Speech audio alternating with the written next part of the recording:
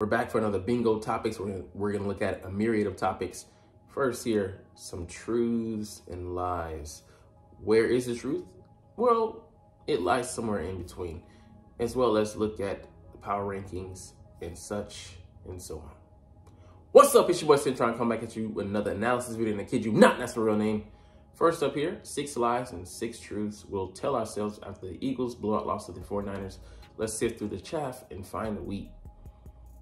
Man, bad. All right, the first one up here. The Eagles are overrated and stink. Obviously, that's a lie. The truth, the Eagles are still a really good football team. Look, there's a lot of football to be played, and we're not talking about regular season, we're talking about playoffs. And the Eagles are slated to be one of those teams. They have to have a historic collapse down the stretch not to make it. And it's all about not the ticket at this point. It's about the quality of the seat. Are we going to be front row, front and center, hosting, or are we going to be in the back, in the nosebleeds, struggling? So where do you want to be? Where do the Eagles want to be? They have to go out and prove it. And they have a big chance this weekend against the Dallas Cowboys at their house to set the tone, to reset things, reestablish, and refresh not only themselves, but the nation's mind on, hey, we're still a really good team. We got drugged at home last weekend. That being said, we still hold the #1 seed, so we're still in the driver's seat as far as power goes. And power, you should be willing to share that with anybody.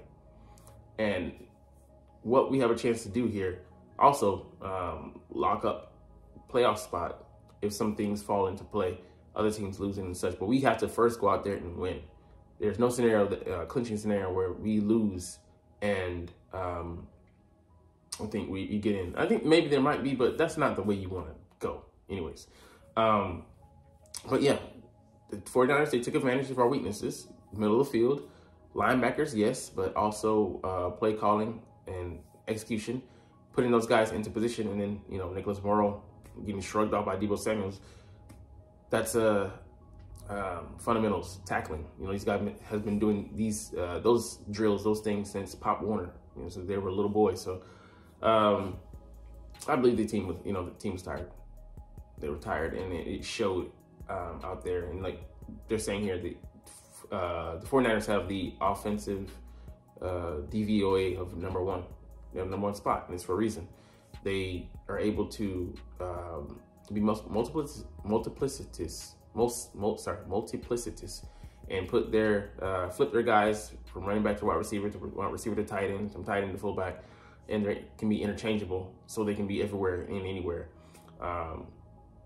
Even when you're just flipping plays and then flipping positions, they still play the same role, but defenses are panicking because they're in a different spot. Like, oh, what are they gonna do?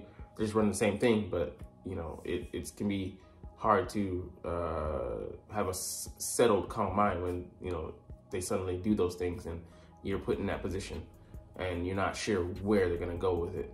And then the players have options within the routes, like Christian McCaffrey put our linebackers in a bind twice, Christian Ellis and Nicholas Morrow, in the choice routes that he had. So, you know, yeah, we're missing, you know, the depth, and, you know, the starter right now is Zach Cunningham, and having Nakobe Dean out there maybe would have been better, but I don't think, you know, one player definitely would have made a difference here. This was a thorough, lackluster effort from all levels, front 4, 5, and the back 7, back 4, and the 2 linebackers. So it is what it is. You just gotta, you know, regroup, and we'll do that. So, and we'll see what they have to show for it this weekend. Yeah.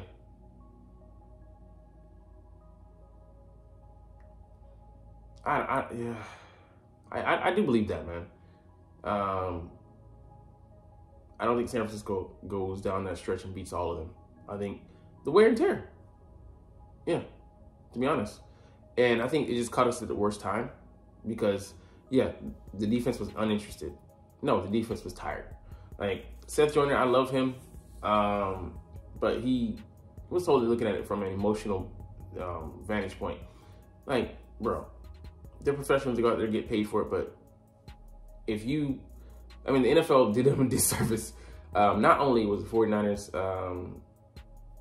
coming off a game against like the Bucks, they were coming off 10 days of rest or something like that. So no, Seahawks, but they're coming off 10 days of rest, and it's apparent when you put your product out there, that's what happens. They expect this to be a primetime game. Like, you look at the factors going into it, and they can control that they were coming out of games, overtime games, and games where defense is out there too much. But yeah, they still had to play a team that has an advantage, and we have to play a team that has 10 days of rest advantage again. So that's imbalanced. I mean, and I don't know if we're the only team to face that, but those teams that face that, they're gonna face a disadvantage. And year to year, maybe we'll get an easier schedule next year, but that's just the way the chips fall on our side, and it's not in our favor. There's nothing we can go out and do about it, but play.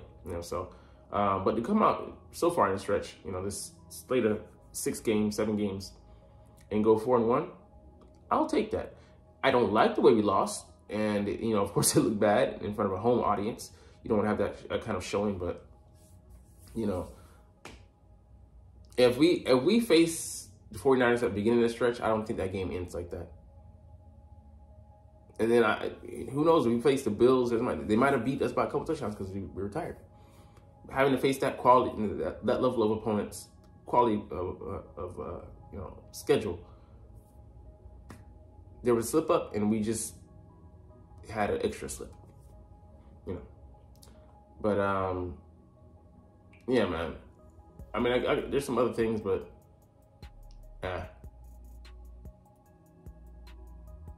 yeah, the team had no legs. Yeah, I mean, LSE, he could run. You can see that he was out of position. He admitted that after the game. And Morrow, I think, yeah, he was just tired. Yeah, and you have this. I mean, he don't look slow. He looks slower. And they're playing too many snaps. He has to be able to factor in. I think we were counting on him to, which was a mistake, obviously. Having that 4th pass rusher behind BG, crucial. We had it last year. BG was that guy. Now we don't.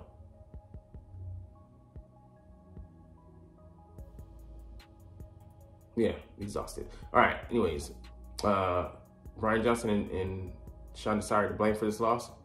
Nick Sirianni has to be better as an executive head coach. And I think, he's not going to be doing much on the defensive side, but the offensive side, he does have the final override. And yeah, not going forward on 4th and 1. I think it was might have been 4th and 2. I thought we might have gone for that one. Given the stakes of the game and at that point, 28-13, you got to try and keep pace. If we're not keeping pace, what did our defense show you to that point where we're going to just be able to get the stop? I can see if we got some stops here and there. They were just driving down the field doing whatever they wanted. And granted, we had a couple of times where we could have gotten off the field, but we weren't able to. Given those stakes, I'm going for it. And yeah, man, it just the allotment of carries to the backs, putting Jalen in there late, having Swift run across the middle of the field late, just you question all those things, man. And then having Quez Watkins, putting him back in there, 64% of the snaps. Nah, man. And yeah, we are obsessed with getting it game well. I think he did play well.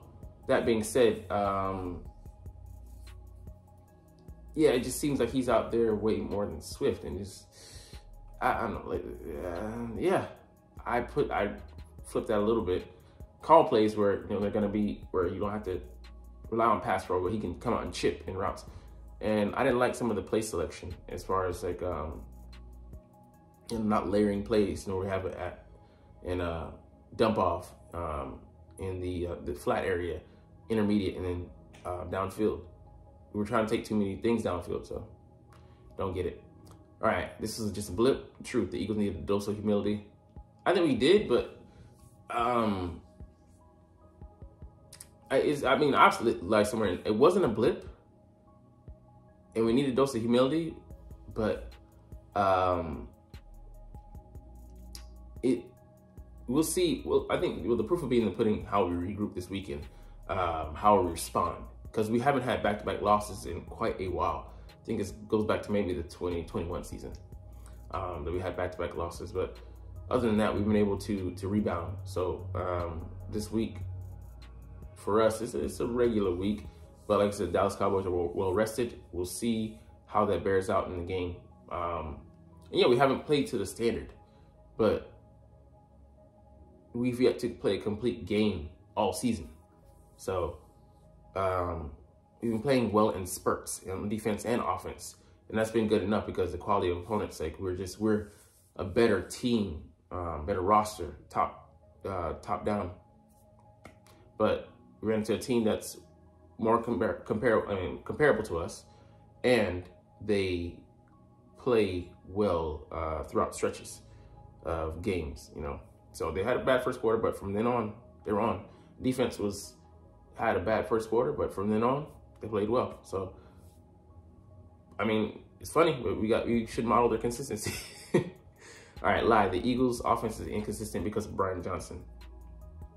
Truth. The Eagles' offense is inconsistent because Hurts isn't running the ball well. So I get it.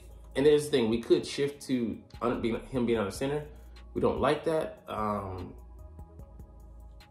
He's able to see the field better from shotgun, but there's not too many teams that, I mean, at least back in the day when I was playing Madden, teams that run the ball from a shotgun. I mean, they just one or two offenses, but you run it from under the center, you know. And it's very interesting, you know, how stubborn we are on that. But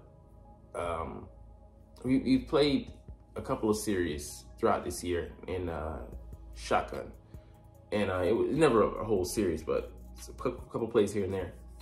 And I don't know, it's just not the offense that they want to run. But you know, we have to figure something out, because if we're gonna be so jelly reliant, we gotta commit to, you know, fully to running the ball, number of plays, and you know, running it out of different things, you know, like the power, QB power, counters, traps, and I mean, yeah, we got to make sure that we have our bases covered in that regards. I mean, just I don't know. It's a bit confusing.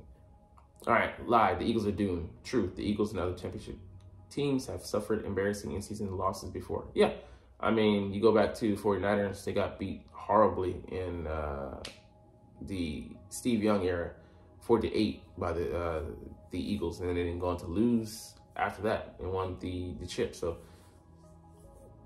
sometimes these games happen, and like I said, it was a perfect storm, like the team coming in, and then us coming off of playing stretch of teams that we played, and then in the number of games and the amount of time that we played. Yeah, so they're right to take advantage of our weaknesses. So anyways, let's move on.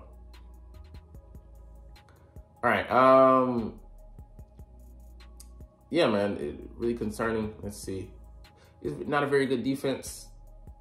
I mean, like, the strategy, you know, like, we need a centerpiece in the middle. We don't have a linebacker that can control, can hold down, be the glue in the middle.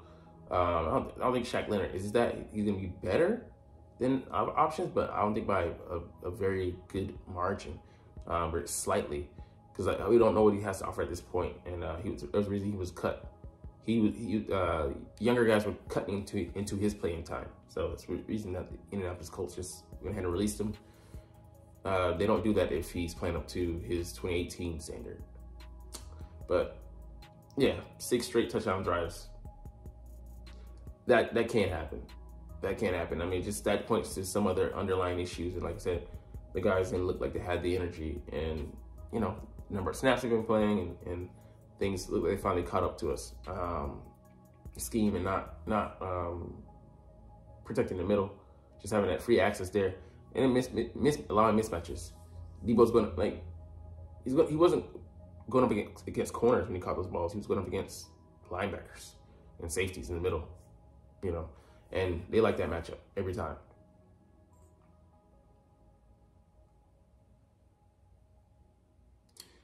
All right, are the Cowboys better than the Eagles on paper? In some areas, you can say on paper, yes, like their defense is better than ours. That being said, strength of schedule, who have they played? They beat, at the time when they played them, I think, 1 or 2 teams that had a winning record. And, you know, it's just, those teams now are at like 500. So they're not even better than 500. So, yeah, they've built confidence. I mean, like, when you do that, anything you do, doesn't matter who you're going up against, you can have a level of confidence in what you do because, you know, you've been able to go out there and execute. And they've done that against, you know, the Panthers, against the Giants twice. You know, they caught the Jets early, you know, which is good for them. But yeah, what does that really tell me about you? Not much until you're really tested. And hey, the Eagles and the Cowboys both failed the test against the 49ers. I feel like for different reasons. The Eagles were gassed and tired. The Cowboys, what's your excuse? Just got outplayed by a better team. So we'll see. We'll see. But this weekend is going to be crucial. And you see, the 49ers pass rusher wasn't getting there. They don't even have a pass rusher at the level of Micah Parsons.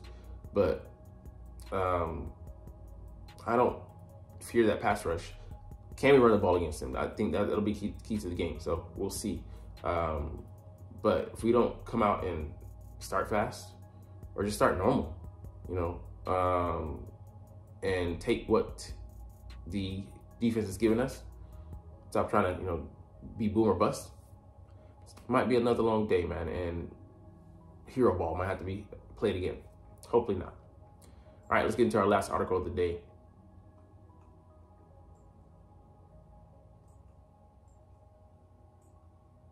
All right, the roundup, the power rankings. All right, the secret is out. Eagles are shorthanded at linebacker. I mean, it wasn't really a secret. Just have to have the personnel take advantage of it. And fortunately, the 49ers have that in spades, the way they play and the way the plays are called and what areas they decide to attack. The middle of the field, linebackers, they're out there, especially when they don't know what they're doing, a.k.a. Christian Ellis, and then Morrow's put in the spot. Where doesn't have like a Zach Cunningham to lean on. You got a guy who's out there who's adequate, and then the guy who's inadequate. The inadequate guys making the adequate guy look, you know, because just by way of him not having a reliable partner. Yeah, man. That's a tough stretch for anybody. And, you know, this is our game. Like, we couldn't afford to make mistakes, and then we're also tired. So that's the result that happened. All right, special teams has been good. Yeah, man, it's crazy. We have the #1 ranked DVOA. And I know that the Cowboys are really good because they have, you know, Turpin. Hopefully turn Turpin into Turpentine. But it is what it is. Yeah, you ran the ball that number of times. We got enamored with the passing game, and it cost us a game. And, you know, yeah, it was not a good effort as far as, like, not good results. But you still have to, you know, pay credence. Keep plugging away at the running game. That's what, you know, Andy Reid used to do too early, give up on running game. He's maybe change of heart, bits, yeah, some. And letting Pacheco do his thing because it helps ultimately Patrick Mahomes. We got to get our running game on track, and we have to commit to it.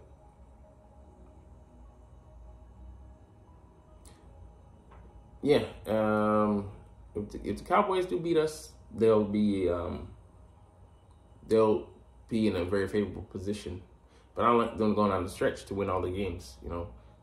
And I think it's going to be really interesting to see Cowboys fans making excuses when they come out of this slate with a couple losses and like, well, you know, like, hey, we just came on the same stretch. Tougher, actually. But, yeah, man, it's just, yeah, we've had almost a playoff game each and every week. And we falter in one. You know, yeah, to the degree to which we faltered, sure. But the playoffs, you're not even going to have that stretch of games, that many games. You have, like, what, 4 if you're a wild card? And then, you know, we might have 3. So, divisional, conference, and then, you know, if we made it to the Super Bowl. Yeah. So I mean, yeah, it's quite interesting when you look at things, you know, from perspective. Yeah, I don't expect it to linger. It hasn't really in this Nick Sirianni era. But there's a lot at stake. If we win this game, we put ourselves in great position to come away with the 1 seed. If we don't, we might have to go on the road and travel. And, you know, road might have to go through 4 downs. Maybe that's the way we want it, but nah. That's the way some fans want it, but we don't want it like that.